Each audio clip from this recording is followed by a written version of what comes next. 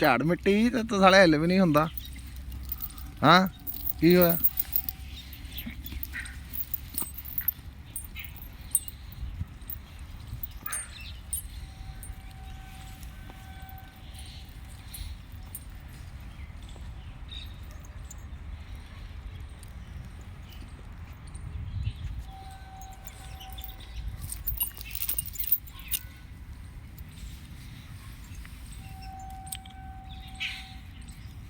ਮੋਟੂ ਚੱਲ ਉੱਤੇ ਟਾਲਾ ਇਹਨੂੰ।